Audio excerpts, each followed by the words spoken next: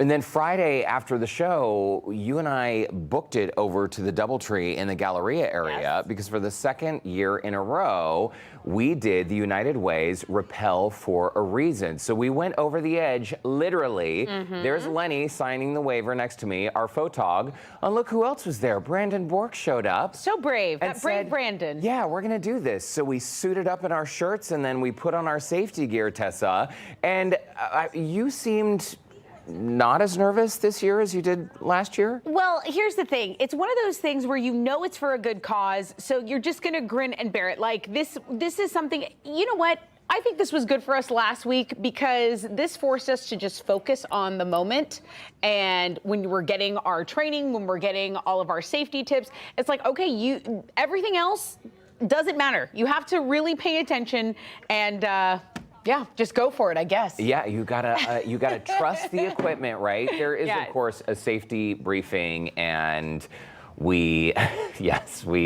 even the safety briefing is kind of, tricky. You have to trust the gear and sit back into the rope. Right. And the view up there, I think eventually we'll get to the view here, it's a lot because it's a 26-story building, but technically we were on the 26th or 27th rather level because we're on the roof. Above the highest Above that. And then if you count the platform, it really is like 28.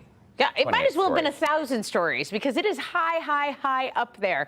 That's where we were getting the signals, like if we get stuck, like if we were rappelling too fast, our safety rope would kind of automatically catch. And there was a signal that you would give to let them know, hey, I'm stuck, maybe feed me some more rope. But how would anyone get stuck, Tessa? Well, they were trying just to get down really quickly because if you go too fast, the safety equipment essentially locks up on you. Yes. And that's what happens to you every single year. Look at Lenny, he's so brave. And look at our crew. I mean, this crew over there, they were hanging out on the edge all day long. They're tethered in for sure, but absolutely. There is that moment where you walk out of that little safety gate and I mean, you were leaning out. My poker face is so good. I look like I'm not scared at all. Well, look at you, look at I know. You guys Brandon are is way like too cool brave. as a cucumber. I actually felt a little bit more nervous this year. I will not look anywhere but towards the wall. Sliding down the edge. And here's the thing. See those hotel rooms behind you? No, because I wasn't looking. Well, there are people obviously staying in the hotel. So while you're rappelling down the side of the building, I mean, people are like coming out on the balconies sometimes. Brandon was like, oh my God, look at that guy. So people definitely come out on their balconies and watch. Ooh, it's taking me back. I'm almost like my adrenaline's kicking in again. Just watching this.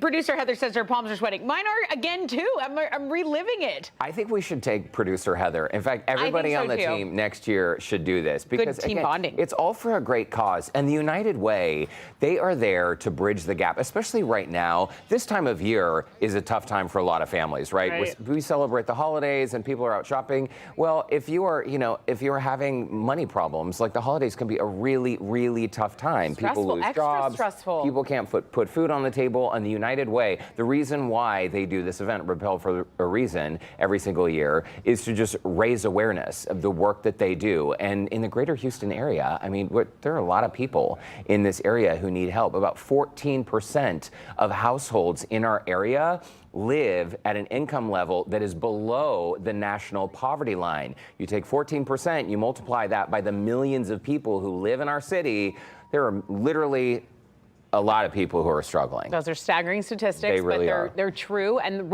another reason why this ties in is because the United Way literally wants to give people a soft place to land, somewhere where they can land safely.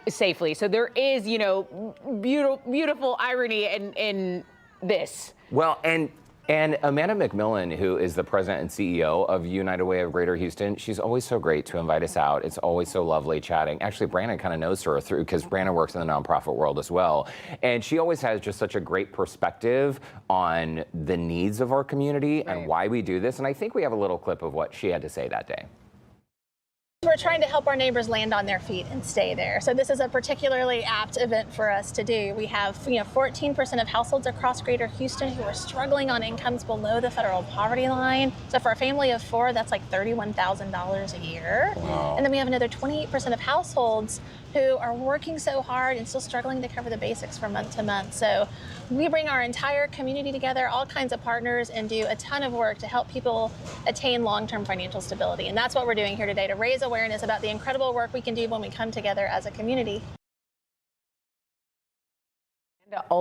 Amanda also let us know that, you know, there was a 90-year-old man. He's actually the founder of Amity Bank. Amity Bank, Walter Johnson, rappelled on his 90th birthday. So all kinds of wonderful things happening at this event. And I'm so glad we went. Listen, I was scared, but I'm always so happy I participated. How about you? Yeah, it is just the absolute best. I can't wait to do it again. I'm so proud of Brandon and Lenny, too. Lenny was like on a high after doing this. So hats off to Amanda McMillan, the entire United Way Greater Houston team. We had a blast. And thank you for inviting us out to do it again.